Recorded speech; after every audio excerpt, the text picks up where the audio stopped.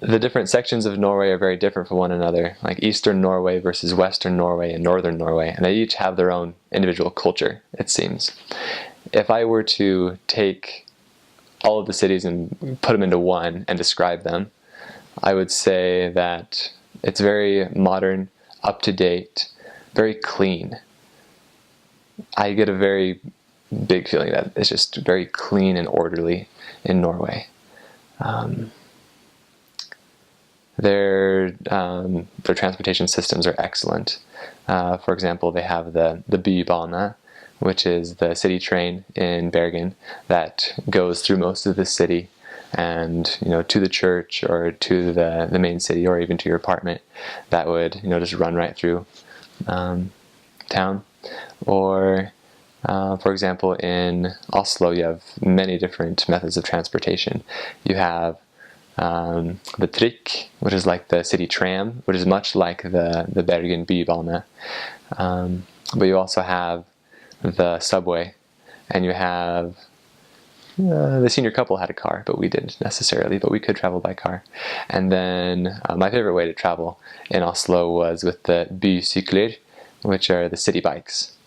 And we could get anywhere the most quickly with those city bikes, where they have a certain station that you would use a card and unlock the bike to wherever you needed, and there'd be another station waiting there, and you would just lock your bike there. And it would register that you had taken your bike and then delivered it somewhere else, so you weren't stealing it. And a lot of people used that system, and it worked very, very well for us, especially missionaries when we had to book it from one side of town to the other. Another thing about the cities is that they are generally quite small compared to New York or Los Angeles. I've heard Oslo described as the biggest small town you've ever been into. And it feels like that. It feels close and comfortable there. When it comes to crime and safety in Norway, it is one of the safest countries out there. Norwegians themselves believe very strongly against violence in general, and so you can be very severely prosecuted for performing any kind of violent act at all. They take it very, very seriously there. And I recall going and knocking on doors, and we'd just be walking around. It'd be probably 7:30 or 8 p.m. at night, and then we'd have just like a little girl just walking past, just playing in the snow by herself in the middle of the night. That would never happen in Southern California, where I'm from. And so it was a very big surprise to me just how safe it was in Norway.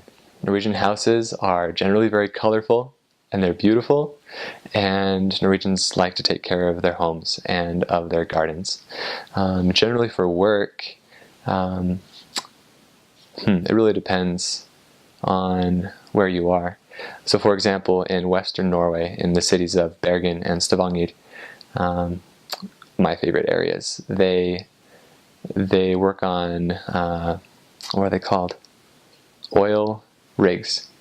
They work on oil rigs. And so they'd be gone for 3 or 4 weeks and be home for 3 or 4 weeks, gone for 3 or 4 weeks, and so forth. And they do very well with that money.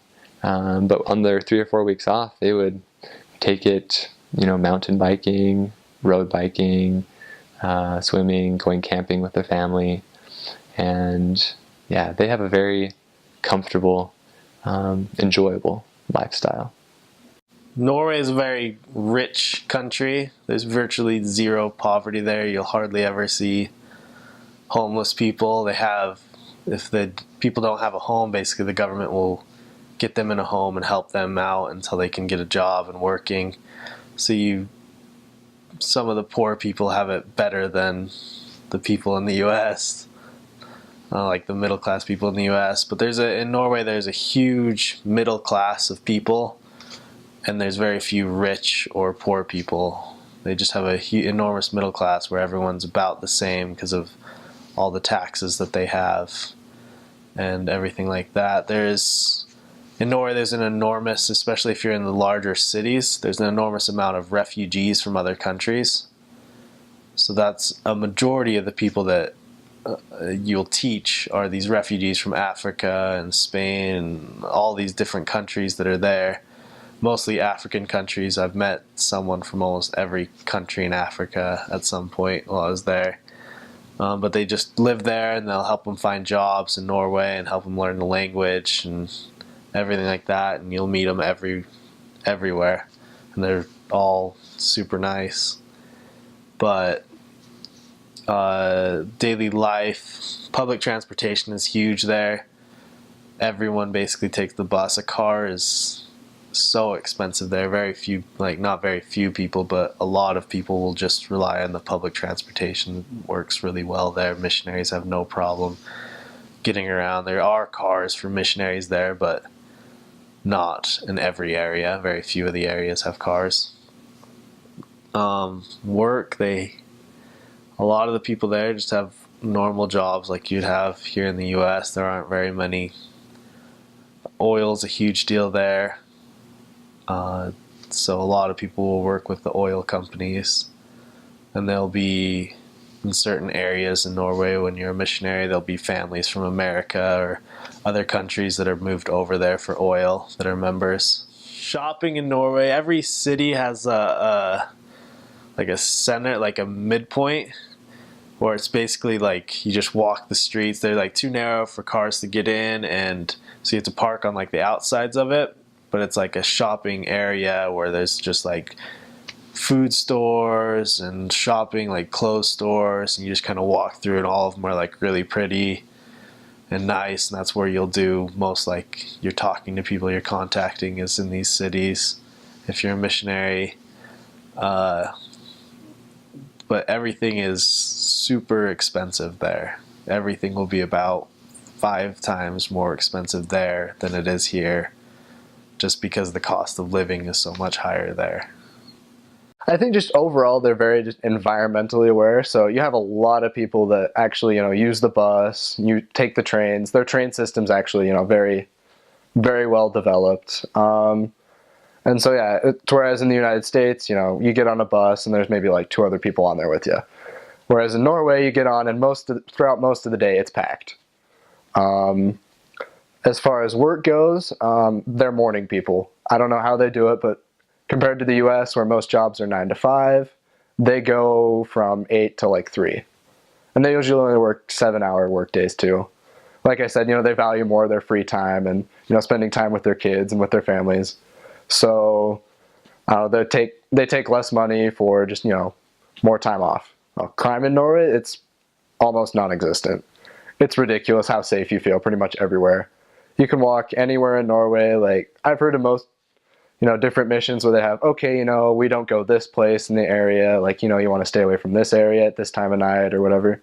Norway, like I'd go and I'd check the area books and we had absolutely nothing about that because pretty much everywhere is safe almost all the time.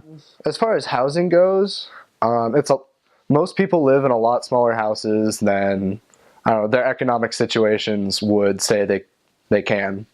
I don't know. It's something with the way they value things. Like they just don't need as much space as, we like to have in America.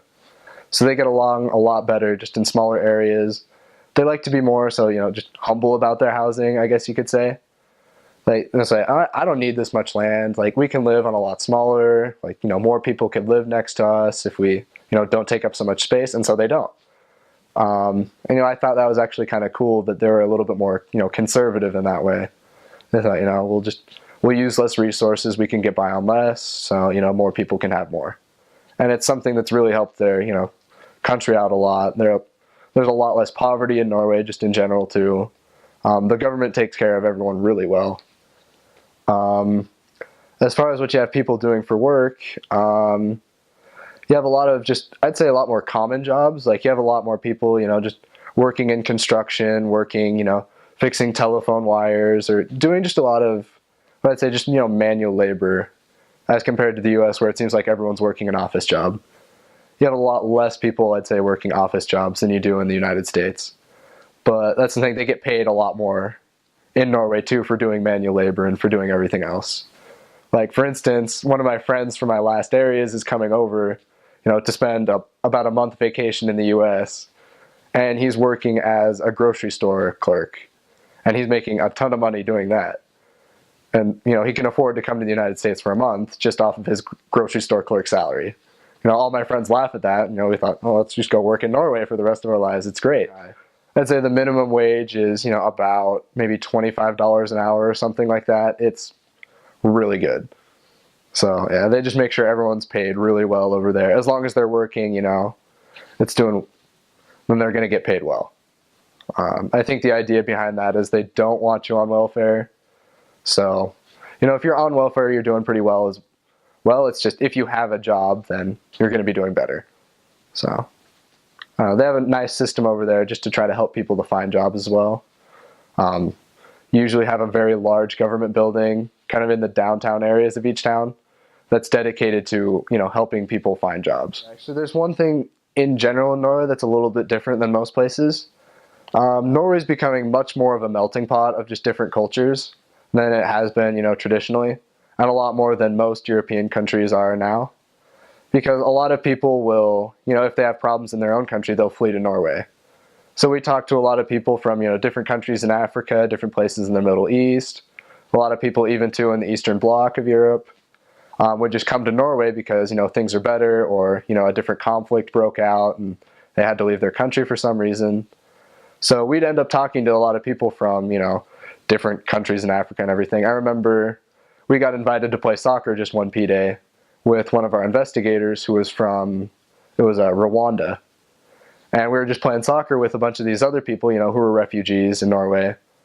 And there were like 5 different languages going off and, all sorts of different, try this. And I don't know, me and my companion just spoke English and Norwegian. We couldn't understand like the Italian, the different like Somalia. There were a couple guys from Somalia that were there. And it was just a very just overall cultural experience. You get to experience a ton of different cultures in Norway. For the most part too, I taught a lot of people from the Middle East, and that's a very interesting culture to get into as well. I gained a lot of respect for them and a lot of, I just feel a lot more cultured after talking to them, and I understand them a lot better. I have a lot more love for the people over there too as well.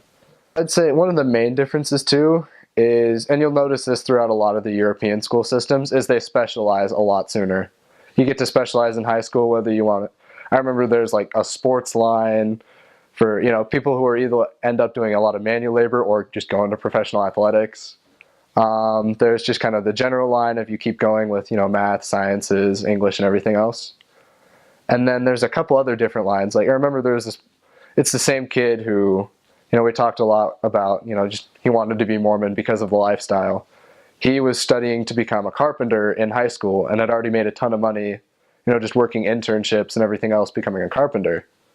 So that's one interesting thing. And like I said, you see that all over the place in Europe, is they specialize just right off the bat in high school. The summer in Norway is probably the most amazing thing ever. Mostly because you get the exact opposite of what you do in the winter, except it's really just, very nice warm conditions. They get up to maybe like the mid 80s, and that's a really hot day in Norway. Other than that, the sun's out all the time.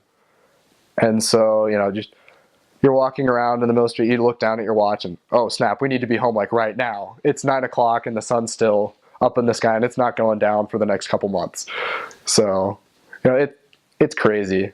Everyone over there really loves the summer. People are always out, and, they're always out doing something, figuring something out. It's just a very active time, I guess, in Norway.